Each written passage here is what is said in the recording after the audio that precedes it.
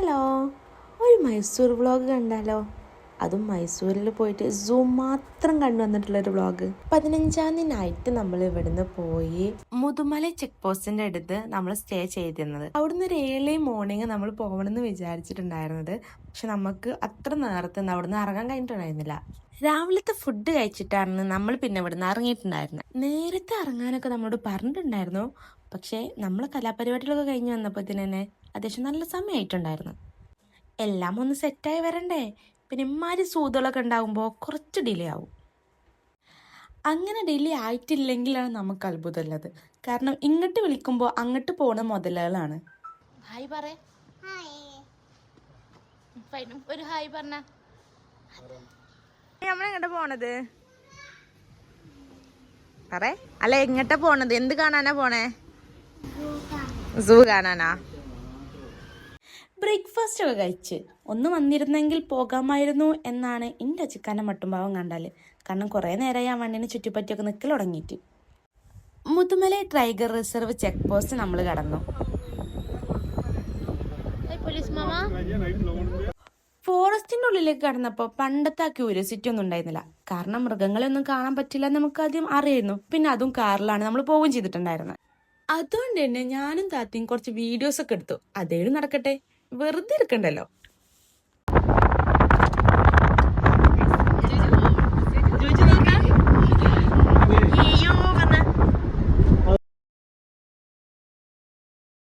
മുതുമല ബന്ദിപ്പൂരൊക്കെ പോകുന്ന ആളുകൾക്ക് ഈ ഒരു കാഴ്ച അതെല്ലാവർക്കും കിട്ടുന്നതാണ്. ഇവരെങ്കിലും കണ്ടുകാണ് നമുക്ക് സമാധാനിക്കാം. വേറെ മൃഗങ്ങളെയൊന്നും നമുക്കധികം കാണാൻ കഴിയില്ല. പിന്നെ യാത്രക്കാരെ സങ്കടപ്പെടുത്തണ്ടല്ലോ എന്ന് വിചാരിച്ചു കണ്ട് ഇവരെപ്പോഴും അവിടെ ഉണ്ടാകും. ഇങ്ങനെയൊക്കെ കുറെ പോസ്റ്ററുകൾ നമുക്ക് കാണാൻ കഴിയും.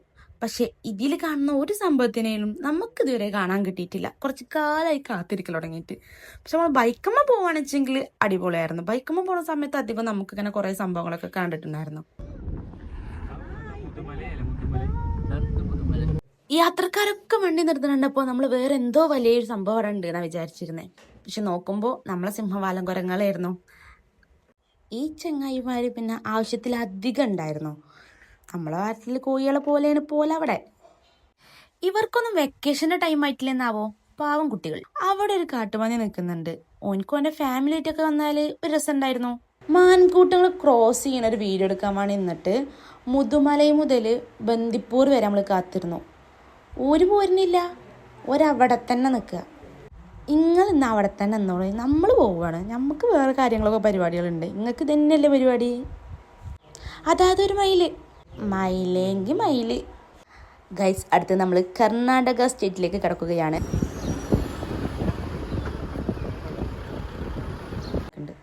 ബന്ദിപ്പൂരിൽ നിന്ന് ഒരു വെറുതെ കുറച്ച് ചാർജ് ഈടാക്കുന്നുണ്ട്. ഇതിനൊന്നും ഒരു ആവശ്യമില്ല.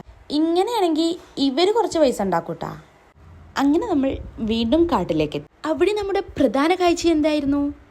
ആരായിരുന്നു? വീഡിയോസൊക്കെ എടുക്കാൻ വേണ്ടി സൈഡിലിരുന്നതാ. പക്ഷെ പൊരുമ്പയിലേന്ന്. ഗൈസ്, ആ കുളത്തിലൊരു ആന ഉണ്ട്. കാട്ടാനെ കിട്ടിയിട്ടില്ല. അപ്പം നമ്മൾ നാട്ടാനെ വെച്ചുകൊണ്ട് നമ്മൾ അഡ്ജസ്റ്റ് ചെയ്തിട്ടുണ്ട്. അല്ലാണ്ട് നമുക്ക് രക്ഷയില്ല. മക്കൾക്ക് കാണിച്ചു കൊടുത്തിട്ടുണ്ട്. ആനെ കണ്ടാൽ മതിയല്ലോ ഓൽക്ക്. ഓർക്ക് എന്ത് കാട്ടാന നാട്ടാന, ആന എന്തായാലും നമ്മൾ കാണിച്ചു കൊടുത്തവർക്ക്.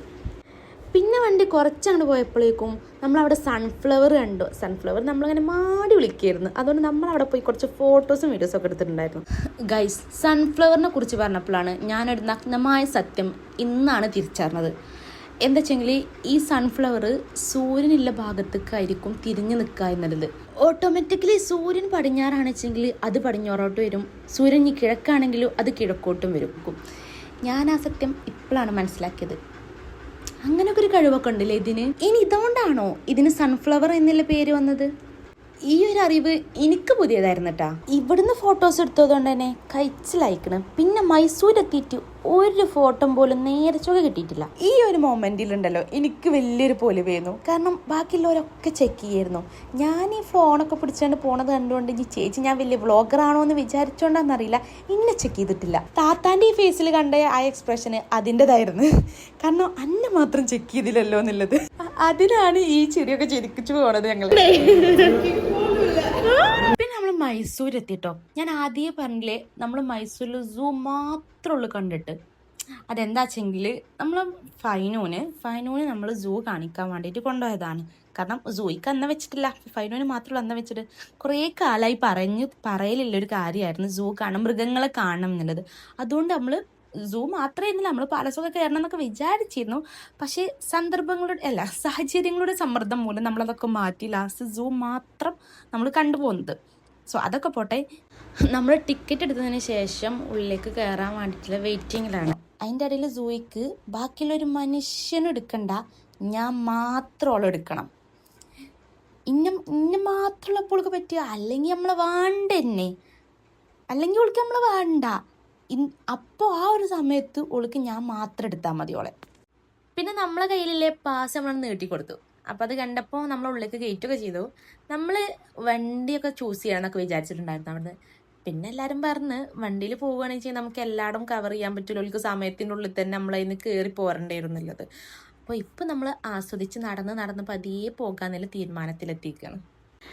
പിന്നെ നമ്മൾ അങ്ങനെ ഓരോ പക്ഷികളെയും മൃഗങ്ങളെയും ഒക്കെ കണ്ട് ഇങ്ങനെ ആസ്വദിച്ചന്നെ നടന്നു. സൂഹിക്ക് വലിയൊരു ഐഡിയ ഇല്ലെങ്കിലും എന്നാലും നമ്മൾ സംഭവങ്ങളൊക്കെ കാണിച്ചു കൊടുക്കുന്നുണ്ടായിരുന്നു കേട്ടോ അവൾക്ക്. ഇത് ഇന്നതാണെന്നൊക്കെ പറഞ്ഞു കൊടുക്കുകയൊക്കെ ചെയ്തിട്ടുണ്ടായിരുന്നു. പിന്നെ നമ്മൾ പുലിനെ കാണാൻ പോയി. പുലിക്ക് എന്തായാലും തിന്നാൻ കിട്ടാനിട്ടാണോ അതോ ഇനി രാവിലത്തെ വർക്കൗട്ട് ചെയ്യാനിട്ടാന്ന് അറിയില്ല, പുലി എന്തായാലും അങ്ങോട്ടും ഇങ്ങോട്ടും നടന്നു കളിച്ചു. പിന്നെ ഇവന്മാരെ കുടുംബത്തിലത്തെ കുറച്ച് ആളുകളെയൊക്കെ ഡിഫറൻസുകളും അങ്ങനെ ഓരോ പ്രത്യേകതകളൊക്കെ എഴുതി വെച്ചിട്ടുണ്ടായിരുന്നു ഇവിടെ. ആരാണിത്? മൃഗങ്ങളാണെങ്കിലും ചൂടുണ്ട് കേട്ടോ ഒരുക്കും. കാരണം 1 മണിക്കൂറോളം ഒന്ന് നീച്ച് വരാൻ വേണ്ടിയിട്ട് ഞങ്ങൾ കാത്തു നിന്നിട്ടുണ്ടായിരുന്നു. പക്ഷെ അനങ്ങിയിട്ടുണ്ടായിരുന്നില്ല. നീണ്ട കാത്തിരിപ്പിന് ശേഷം അവസാനം അത് സംഭവിച്ചു. ടൺ ടൺ ടൺ ടൺ. എത്ര നേരമായിന്നറിയോ ഓനിപ്പം അതിൻ്റെ ഉള്ളിൽ നിന്ന് പുറത്തു വരും നിന്ന് കാത്തിരിക്കൽ തുടങ്ങിയിട്ട്. മൂപ്പര് പിന്നെ ഇനി പ്രധാനമന്ത്രിനെ വന്നാലും ഞാൻ ഇവിടുന്ന് നീക്കൂലെന്നല്ല മട്ടിലായിരുന്നു. ഇന്നായിക്കോട്ടെ പുല്ലി അറിഞ്ഞുകൊണ്ട് ഞങ്ങൾ പോന്നു ഇവിടുന്ന്. പിന്നെ ഒരു സന്തോഷ വാർത്ത പറയാനുള്ളത്, നമ്മളെ സൂത്ത് ആനകളോട് മാറ്റിയിട്ടുണ്ട് കേട്ടോ. അല്ലെങ്കിൽ കടന്ന് ചാകാനായിട്ടുള്ള 2-3 എണ്ണത്തിനെ ഉരുട്ടിന്ന് ഇപ്പൊ കുറച്ച് മെച്ചുണ്ട്. എനിക്ക് സൂവിൽ ഏറ്റവും കാണാൻ ഇഷ്ടപ്പെടുന്ന ഒരു ഭാഗമാണ് ഇത്. നമ്മൾ ഈ ദേശീയാടന പക്ഷികളൊക്കെ പോലത്തെ പക്ഷി ഉണ്ടല്ലോ, ഇതിന്റെ പേരൊന്നും എനിക്കറിയില്ല. പക്ഷെ ഇവിടെ എനിക്ക് ഭയങ്കര ഇഷ്ടമുള്ള കാര്യം. പക്ഷെ ഇപ്പൊ പണ്ടത്തെ പോലെ ഒന്നല്ല കേട്ടോ, കുറേ എണ്ണം ഇല്ല. ആകെ 2-3-4-5 എണ്ണം പറഞ്ഞാല് ആകും കുറച്ച് പക്ഷികൾ മാത്രമേ ഉള്ളൂ. പണ്ടൊക്കെ നിറയെ പക്ഷികളുണ്ടായിരുന്നു, നല്ല ഭംഗിയായിരുന്നു അവിടേക്ക് വരുന്നത് നല്ല ഭംഗിയായിരുന്നു. നമ്മളവിടേക്ക് പോകുമ്പോൾ ഐറ്റങ്ങളെ ചിറകടി ഐറ്റങ്ങളെ കാണാൻ തന്നെ അടിപൊളിയായിരുന്നു. പക്ഷെ ഇപ്പോൾ കുറവാണ്. വീഡിയോ എടുക്കാൻ വേണ്ടിയിട്ടാണ് ഓളി പറയുന്നത്. എടുത്തിട്ടാന്നൊക്കെ പറയുന്നുണ്ട്. എടുത്തട്ടോ അത് ശരിക്കാണോ? അങ്ങനെ അവസാനം നമ്മൾ 3 മണിക്കൂറിന്റെ പ്രയത്നത്തിന് ശേഷം നമ്മൾ ജിറാഫിൻ്റെ അടുത്ത് എത്തിയിട്ടുണ്ട്. യെസ്, ഓൻ്റെ പൊന്നെ, എൻ്റെ ഒക്കെ എത്തിയപ്പത്തിന് ബാക്കിയുള്ളവരെ ഊപ്പാട് അളകിയിട്ടുണ്ടായിരുന്നു. ജിറാഫിനൊന്ന് കണ്ടാൽ മതി എന്നുള്ളതായിരുന്നു. ഈ ചങ്ങായി പിന്നെ ഇല്ലിയിൽ നല്ല മാന്യനായിരുന്നു. കാരണം നമുക്ക് ഫോട്ടോസൊക്കെ എടുക്കാനുള്ളത് പോസ് ഇട്ടിരുന്നുണ്ടായിരുന്നു. സൂവിൻ്റെ ഉള്ളിൽ നിന്ന് ഇറങ്ങിയപ്പോഴത്തേന് നമ്മളെ സൂഹി ക്ഷീണിച്ചിട്ടുണ്ടായിരുന്നു കേട്ടോ. കാരണം അവിടെ നല്ല അൽക്കുലത്തെ പരിപാടികൾ കാട്ടിയിട്ടുണ്ടായിരുന്നു. പക്ഷെ അതൊന്നും എടുക്കാനുള്ളൊരു ജീവൻ ഉണ്ടായിരുന്നില്ല. മൈസൂർ പോയി കഴിഞ്ഞാൽ വേറെ എവിടെ പോയില്ലെങ്കിലും വേറെ ഒന്നും ചെയ്തിട്ടില്ലെങ്കിലും ഇവിടെ പോയി ഒപ്പിടണം, അത് നിർബന്ധമാണ്. മൈസൂർ പാക്ക് മേടിക്കാതെ വീട്ടിലേക്ക് പോയിരുന്നത് ഒരു ചരിത്രമല്ല.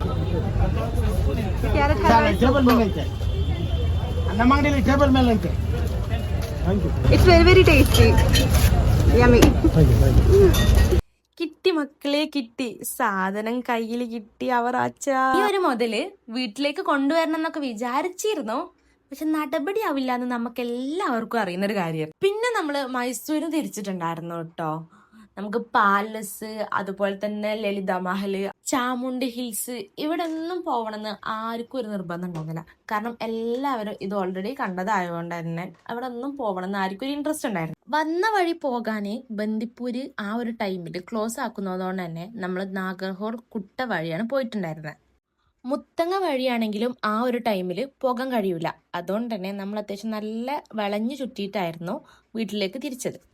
നമ്മൾ നാഗർഹോൾ ഫോറസ്റ്റിൻ്റെ ഉള്ളിൽ റൂൾസ് ഉണ്ട്. നമ്മൾ ഫോറസ്റ്റിൻ്റെ ഉള്ളിലേക്ക് കയറിയിട്ട് 1 മണിക്കൂറിൻ്റെ ഉള്ളിൽ എൻഡ് എത്തണം. അല്ലാന്നുണ്ടെങ്കിൽ നമ്മൾ അവിടുത്തെ ഫോറസ്റ്റ് ഓഫീസർ നമുക്ക് നമുക്ക് ഫൈൻ അടക്കും. കാരണം നമ്മൾ അവർ തരുന്ന ഒരു റെസീറ്റിൽ അവർ നമ്മൾ കറക്റ്റ് ടൈം നോക്കും. ആ ഒരു ടൈമിൽ നമ്മൾ കൂടുതലാണ് വെച്ചെങ്കിൽ നമ്മൾ എന്തായാലും ഫൈൻ അടക്കേണ്ടി വരും. കാരണം നമ്മളെ മുന്നിൽ വന്നിട്ടുണ്ടായിരുന്ന 2 വണ്ടികളും അതുപോലെ ഫൈൻ അടച്ചിട്ടാണ് പോയിട്ടുണ്ടായിരുന്നത്.